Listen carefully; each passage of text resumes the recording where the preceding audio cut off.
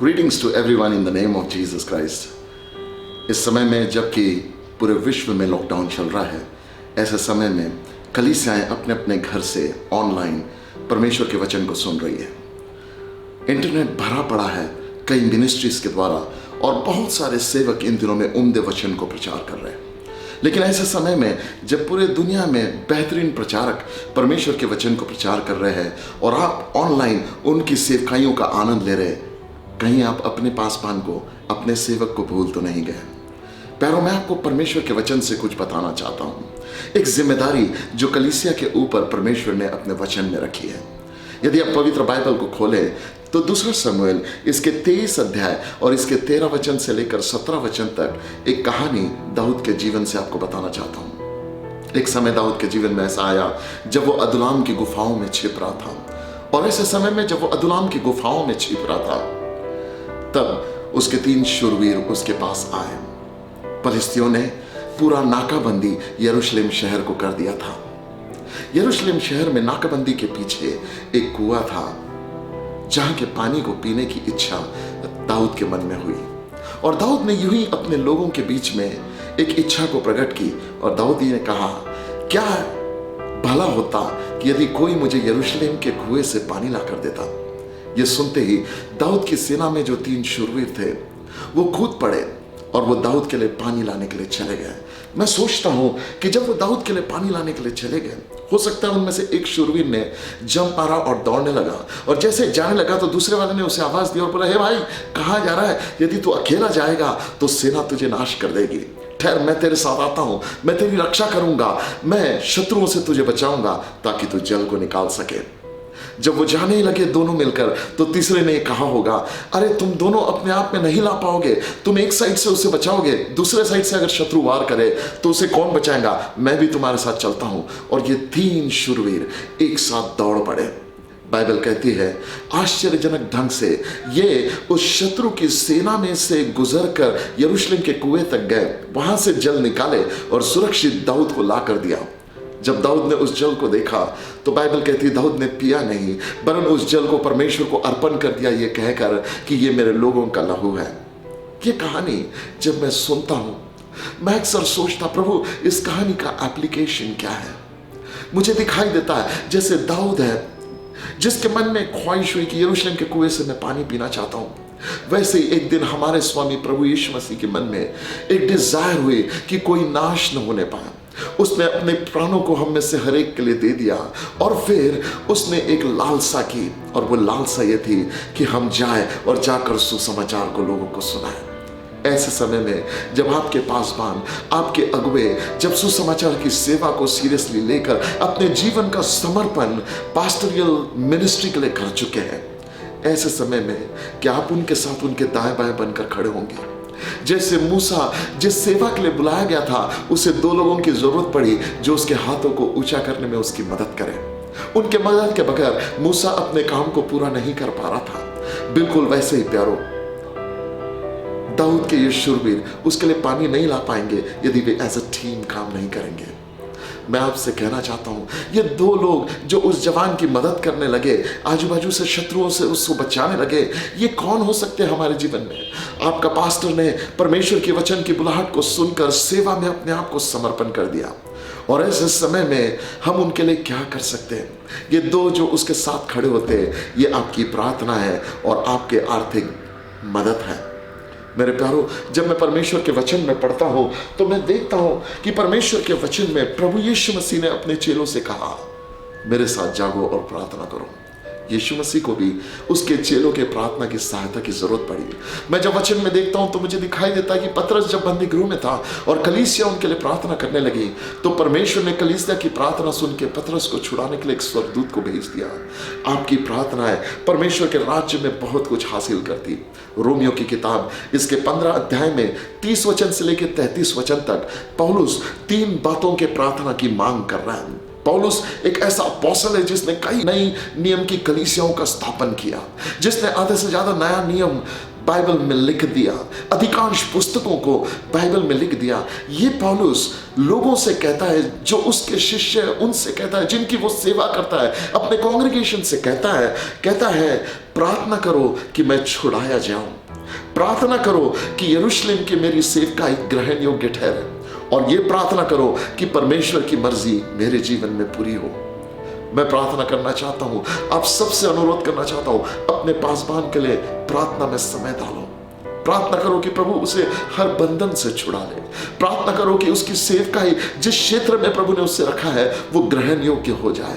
प्रार्थना करो कि परमेश्वर की मर्जी आपके पास्टर के जीवन में पूरी होने पाए। इन दिनों में जब सब तरफ लोग घरों में हैं, आपके पास प्रार्थना का बहुत समय है, इसका उपयोग करिए। अपने पासबान के लिए प्रार्थना करिए।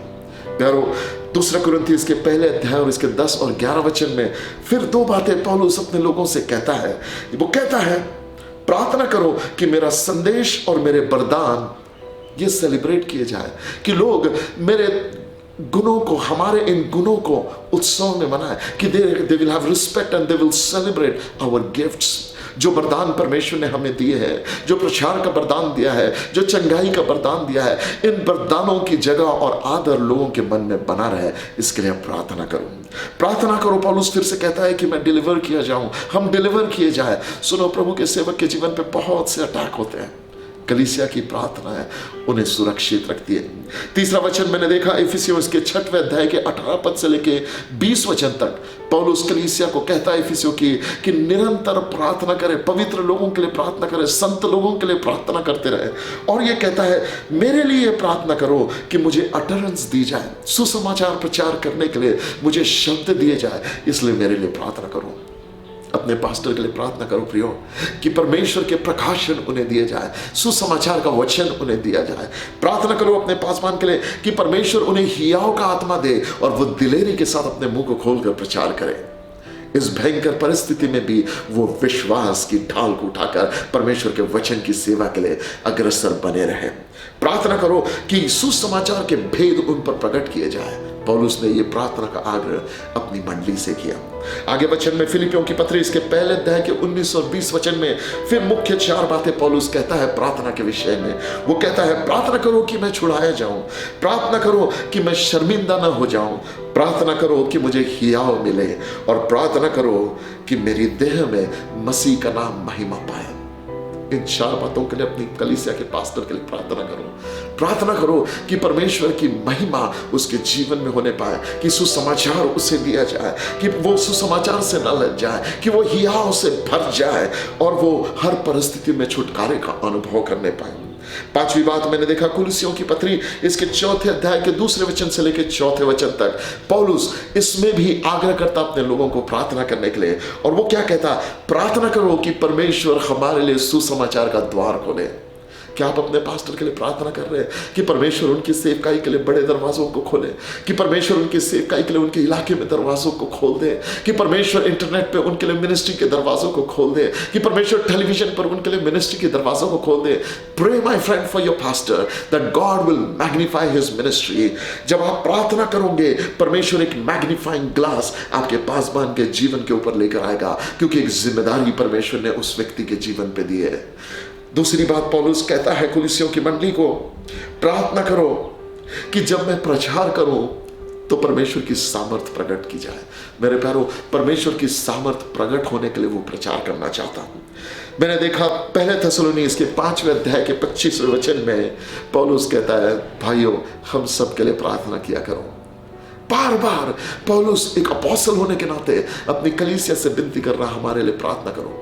प्यारो, आप अपने पासबान के लिए प्रार्थना में समय बिताओ। 2 थिस्सलुनीके 3 अध्याय इसके पहले 2 वचन में ऐसा लिखा है कि हमारे लिए प्रार्थना करो कि परमेश्वर का वचन तेजी से आगे बढ़ने पाए। प्रार्थना करो कि वचन महिमा पाने पाए।